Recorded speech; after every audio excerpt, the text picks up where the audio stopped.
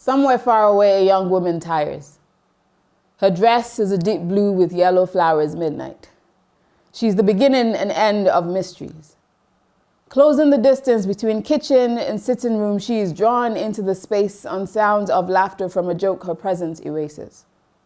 Ekale ma ekale, so she curtsies, silently counting the bellies she must now feed uninvited.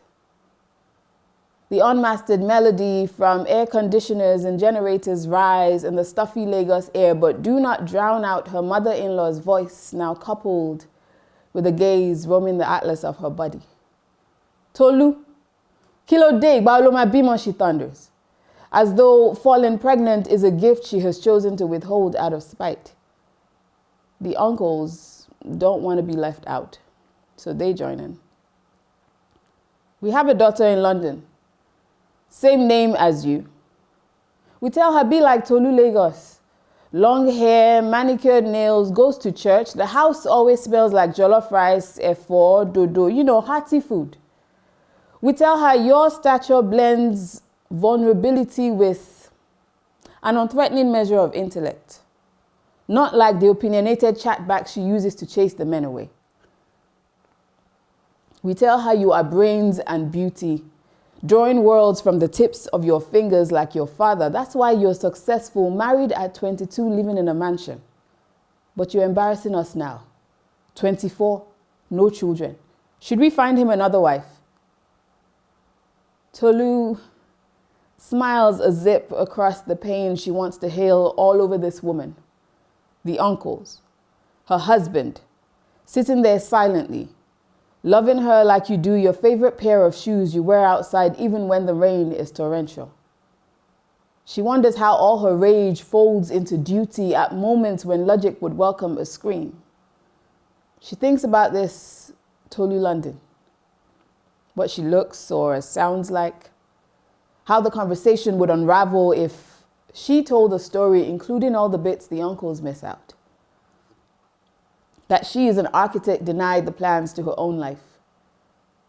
Banging pots like cymbals in a kitchen is sometimes her highest form of opinion. That marrying young and living in a mansion can be like 24-karat gold gates to a rusting cage nobody warns you about.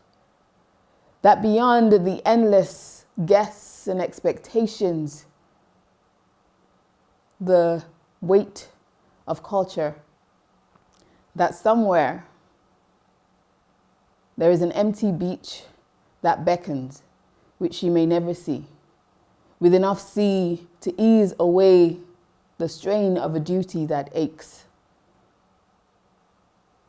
The in-laws break into her thoughts, refusing her the courtesy of veiling the threat of a new wife. She thinks about herself, about women like her all over the world trapped by reluctant duty, all the while fantasizing about flight, a different part in this saga.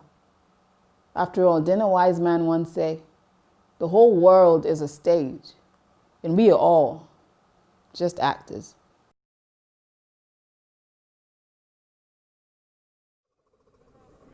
As I walk around my city, I like to play a game. I give everyone I see a history, a purpose, and a name. I unravel the mystery of human lives using physical clues. I see a woman wearing a business suit with running shoes. Her name is now Alice, and she finds herself on a tightrope trying to maintain a work-life balance. When she was younger, she had 3 brothers who used to ridicule her for being fat, and now she's traded them in for fat cats who care less about the size of her intellect as they do the size of her rack. Under attack on all sides by magazines that want to judge size, her only prize are the family ties that keep her from slipping from the rope. She's driven by the hope that she clears the way for 2 young daughters for whom she runs and works and fights every day. A homeless man sits and smiles as he begs for change, even though he realizes his situation never will. His name is Bill, and once upon a time Bill had a wife, but his thirst for booze outpaced his thirst for a happy marital life. Every scar on his body tells a story.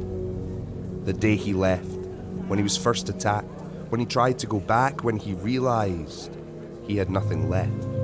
The only way to still draw breath is to imagine it's all a test and give himself over to God. So now he strives, not only to survive, but to move on to a better place when this one is gone.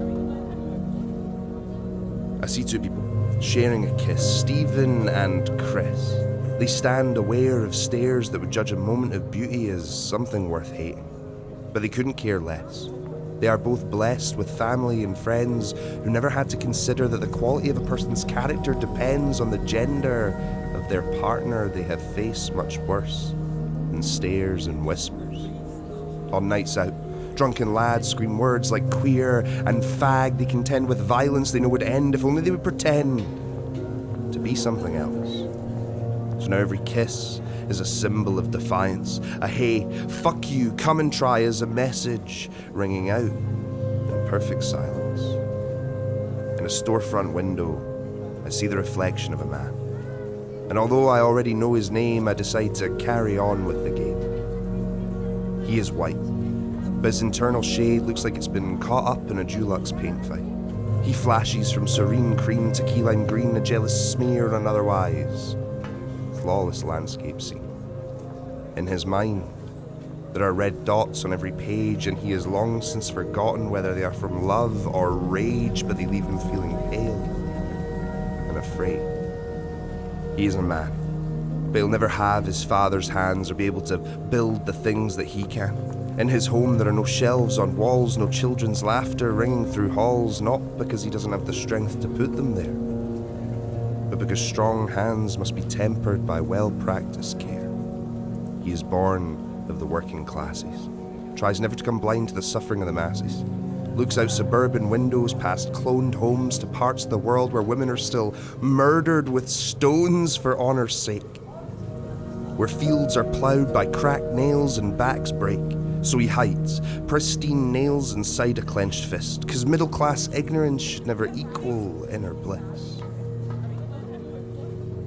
As I walk around my city, I like to play a game. I give everyone I see a history, a purpose, and a name. I unravel the mystery of human lives using physical clues.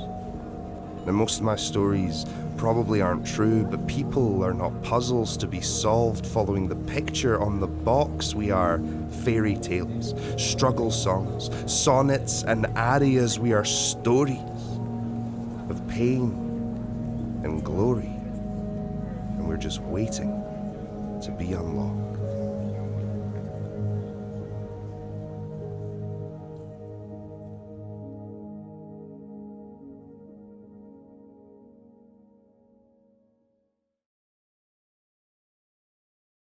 What do I say? It's about my dad's cooking, and I guess my dad was a professional gambler, I guess you might say, although really he was a card shark. What that actually meant is that he was out 6 nights a week in the East End playing cards, and then he would sleep off cards, poker, dice, whatever, in the morning. But he was also like a kind of house husband. He did all the cooking, while my mum had a much more kind of orthodox occupation. She was a teacher. So my dad had this quite kind of unorthodox life, but he was a fantastic cook. And he used to cook Chinese and Jamaican food.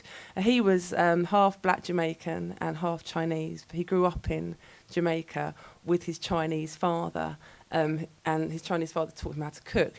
And in particular, my dad used to make all kinds of crazy stuff, but he used to love to make these Chinese sausages. So if anyone knows those long red sausages, the spicy Chinese sausages. And in Jamaica, you would hang them out in the sun to dry.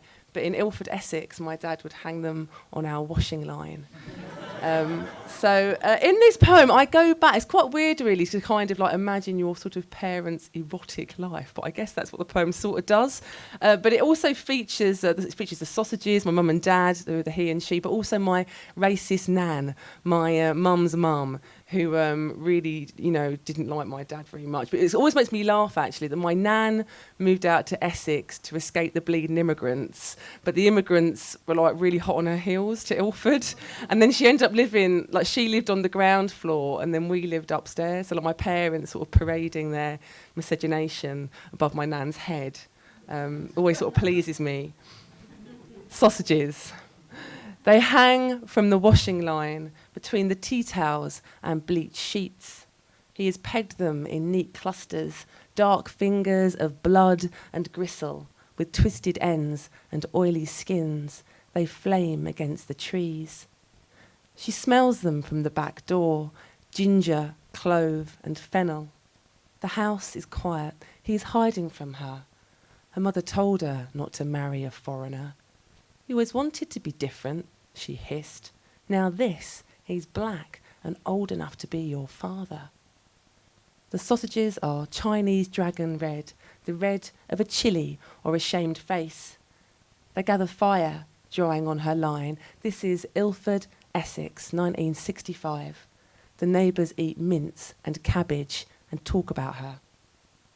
She asked him not to do it, but they taste like home to him, and he is like good food to her. Tonight, they will eat sausages together, and she will lick the oil and spice from his hands.